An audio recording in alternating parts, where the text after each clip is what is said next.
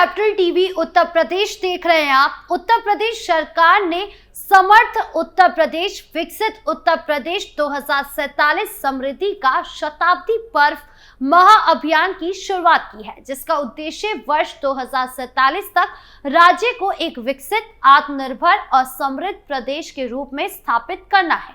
इस महाअभियान के तहत प्रदेश के सभी 75 जिलों में नोडल अधिकारियों और प्रबुद्धजनों में छात्रों, शिक्षकों, किसानों, उद्यमियों, समाज सेवियों, मीडिया प्रतिनिधियों और आम नागरिकों से बातचीत की। इन कार्यक्रमों के दौरान अब तक के विकास कार्यों की जानकारी शेयर की गई है और जनता से भविष्य की योजनाओं को लेकर सुझाव लिए गए हैं। महाअभियान के लिए विशेष पोर्टल भी बनाया गया है, जिस पर अब तक करीब 73 लाख फीडबैक प्राप्त हुए हैं। इनमें से लगभग 58 लाख सुझाव ग्रामीण इलाकों से और 15 लाख से अधिक शहरी क्षेत्रों से आए हैं, जिससे ये क्लियर होता है कि उत्तर प्रदेश की ग्रामीण जनता राज्य के भविष्य को लेकर बेहद जागरूक और सक्रिय है। आयु वर्ग के अनुसार देखा जाए तो 31 वर्ष से कम उम्र के युवाओं ने सबसे अधिक यानी 36 लाख से ज्यादा सुझाव दिए हैं, जबकि 31 से 60 वर्ष की आयु वर्ग से करीब 33.5 लाख और 60 वर्ष से अधिक आयु वर्ग से 3.4 लाख से ज्यादा सुझाव प्राप्त हुए हैं। सुझाव में सबसे अधिक जोर कृषि, ग्रामीण विकास और शिक्षा पर दिया गया है। कृषि से संबंधित 19.3 लाख, ग्रामीण विकास पर 14.16 लाख और शिक्षा क्षेत्र में 16.42 लाख से ज्यादा सुझाव प्राप्त हुए हैं। इसके साथ ही उद्योग, IT, पर्यटन, समाज कल्याण और स्वास्थ्य सेवाओं से जुड़े मुद्दे पर भी व्यापक राय दी गई है। फीडबैक देने वाले जिलों में जौनपुर पहले स्थान पर रहा, जहां से 7.42 लाख से अधिक सुझाव मिले। संभल दूसरे स्थान पर 6.89 लाख और गाजीपुर तीसरे स्थान पर 3.37 लाख से ज्यादा सुझावों के साथ रहा। महाअभियान के दौरान जनता ने कई ठोस और व्यवहारिक सुझाव दिए हैं। महोबा के योगेश नायक ने किसानों के लिए आधुनिक कृषि तकनीक, बेहतर सिंचाई व्यवस्था और सोलर पंपों के उपयोग को बढ़ावा देने की बात कही है। उन्होंने छोटे किसानों के लिए कोल्ड स्टोरेज और डिजिटल मंडी जैसे सुविधाएं स्थापित करने तथा पशुपालन, मत्स्य पालन और मधुमक्खी पालन से जुड़े किसानों के लिए बीमा योजनाएं शुरू करने की सिफारिश की है। फतेहपुर के प्रशांत कुमार ने कहा कि 2047 तक विकसित उत्तर प्रदेश का सपना तभी साकार होगा जब शिक्षा और कौशल विकास को सर्वोच्च प्राथमिकता दी जाएगी। उन्होंने नई शिक्षा नीति के तहत तकनीकी शिक्षा, डिजिटल लर्निंग और शोध आधारित अध्ययन को बढ़ावा देने की जरूरत बताई। कुशीनगर के आदित्य मिश्र ने न्यायिक, पुलिस, शिक्षा, स्वास्थ्य, भूमि, कृषि, कर, बिजली, शहरी जल प्रबंधन, औद्योगिक, श्रम और पर्यावरण क्षेत्रों में सुधारों की रूपरेखा भी सामने रखी। उन्होंने फास्ट ट्रैक कोर्ट, AI आधारित केस प्रबंधन, पारदर्शी भूमि रिकॉर्ड, स्मार्ट ग्रिड और हरित बुनियादी ढांचे जैसे सुझाव दिए।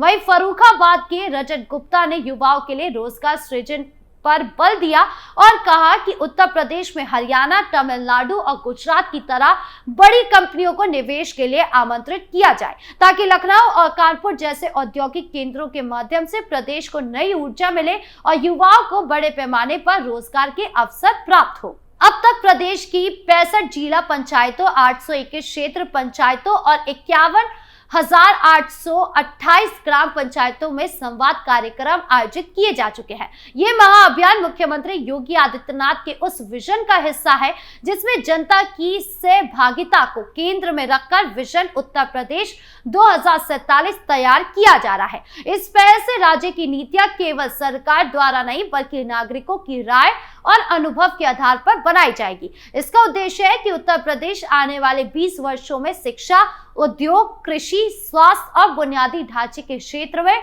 देश के सबसे अग्रणी और समृद्ध राज्यों में शामिल हो सके। देखा जाए तो ये महाअभियान उत्तर प्रदेश की जनता के लिए एक ऐसा मंच बनकर उभरा है जो विकास की दिशा को जन भागीदारी के आधार पर आगे बढ़ा रहा है। इस पहल का सबसे बड़ा लाभ यह है कि अब विकास की रूपरेखा सरकार अकेले तय नहीं कर रही, बल्कि जनता खुद ये बता रही है कि किस क्षेत्र में सुधार की आवश्यकता है। इससे नीतियां जमीन से जुड़ी होगी और जिन लोगों पर उनका सीधा असर पड़ेगा उन्हीं की राय से योजना बनेगी। यही किसी भी विकसित और जागरूक समाज की असली पहचान होती है। यह अभियान लोकतांत्रिक भागीदारी को नए स्तर पर सशक्त बना रहा है। सामान्य तौर पर योजनाएं ऊपर से नीचे तक लागू की जाती है, लेकिन इस पहल के माध्यम से किसान, शिक्षक, छात्र, उद्यमी, महिलाएं और आम नागरिक नीति निर्माण की प्रक्रिया में सीधे शामिल हो रहे हैं। इससे शासन की पारदर्शिता बढ़ेगी और जनता का भरोसा भी प्रशासन पर और अधिक मजबूत होगा। जनता केवल योजनाओं की प्राप्तकर्ता नहीं बल्कि योजनाओं की सह निर्माता बन रही है, जिससे शासन और समाज के बीच एक साझेदारी की भावना विकसित हो रही है। ये पहल विकास को स्थानीय जरूरतों के अनुरूप ढालने का अवसर भी दे रही है। हर जिले और हर गांव की अपनी चुनौतियां होती हैं।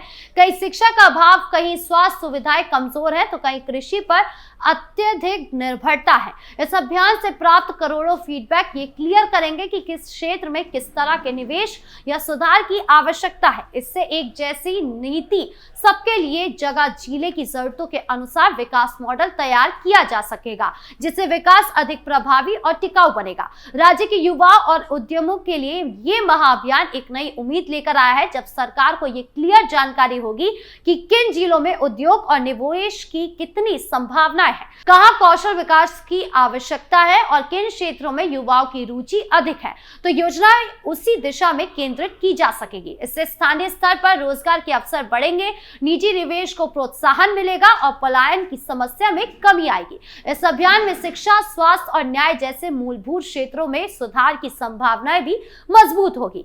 शिक्षा, स्वास्थ्य और न्याय जैसे मूलभूत क्षेत्रों पर केंद्रित ये पहल लोगों के जीवन की गुणवत्ता को सीधे प्रभावित करेगी। सबसे पहले शिक्षा के क्षेत्र में इसका असर गहरा होगा। सरकार अगर इस अभियान के जरिए स्थानीय जरूरतों को समझकर नीतियां बनाती है तो विद्यालयों में शिक्षकों की कमी, डिजिटल संसाधनों की अनुपलब्धता और कौशल आधारित शिक्षा की कमी जैसी चुनौतियों का समाधान संभव है। इससे विद्यार्थियों को गुणवत्तापूर्ण शिक्षा मिलेगी, ग्रामीण इलाकों में भी आधुनिक शिक्षा के अवसर बढ़ेंगे और युवा राज्य की सबसे बड़ी ताकत के रूप में उभरेंगे। स्वास्थ्य क्षेत्र में ये अभियान आम जनता के लिए एक राहत साबित होगा।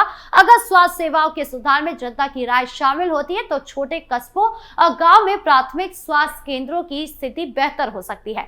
डिजिटल हेल्थ सुविधाएं और मोबाइल क्लिनिक जैसी पहल से दूर दराज इलाके में भी इलाज सुलभ होगा। इससे न केवल बीमारियों की रोकथाम संभव होगी बल्कि समय पर इलाज मिलने से मृत्यु दर में भी कमी आएगी। न्याय व्यवस्था में सुधार की बात करें तो इससे नागरिकों को सबसे बड़ा लाभ पारदर्शिता और भरोसे के रूप में मिलेगा। अगर तकनीक और एआई आधारित न्याय प्रणाली को आगे बढ़ाया गया तो मामले से निपटारे की गति तेज होगी और आम नागरिकों को न्याय पाने में कम समय लगेगा। इससे शासन के प्रति विश्वास भी मजबूत होगा। दूसरी बात कि जनता से मिले सुझाव के आधार पर तकनीकी शिक्षा, डिजिटल हेल्थ केयर, एआई आधारित न्याय प्रणाली, पारदर्शी भूमि रिकॉर्ड और स्मार्ट इंफ्रास्ट्रक्चर जैसी पहलें और तेजी से लागू की जा सकती है। इससे नागरिकों को सेवाएं पहले से अधिक तेज, सरल और भरोसेमंद रूप में मिलेगी। सबसे महत्वपूर्ण बात यह है कि ये पहल उत्तर प्रदेश की विकास यात्रा में स्थायित्व और दीर्घकालिक नजरिया लेकर आ रही है। आमतौर पर योजनाएं 5 साल के राजनीतिक कार्यकाल तक सीमित रहती है, लेकिन विकसित उत्तर प्रदेश 2047 का लक्ष्य आने वाले 2 दशकों से अधिक की योजना बनाता है। ये न सिर्फ वर्तमान बल्कि आने वाली पीढ़ियों के जीवन स्तर को और बेहतर बनाने का एक मजबूत ढांचा तैयार करा है। कुल मिलाकर ये महाअभियान उत्तर प्रदेश को शासन के सहभागिता की दिशा में आगे बढ़ा रहा है। इसके माध्यम से राज्य के नागरिक केवल योजनाओं के लाभार्थी नहीं रहेंगे बल्कि विकास के सक्रिय भागीदार बनेंगे। यही भागीदारी उत्तर प्रदेश को एक आत्मनिर्भर, समावेशी और विकसित राज्य के रूप में स्थापित करने की दिशा में सबसे बड़ी ताकत बनेगी। आपकी इस पूरे मामले को लेकर क्या राय है, कमेंट बॉक्स में जरूर बताएं। धन्यवाद।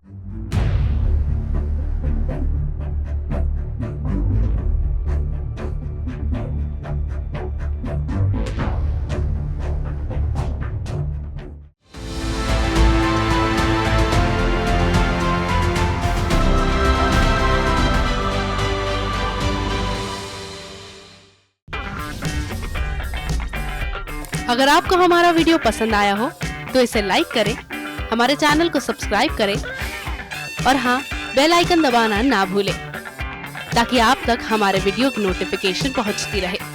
आप अपना सुझाव हमें कमेंट बॉक्स में दे सकते हैं।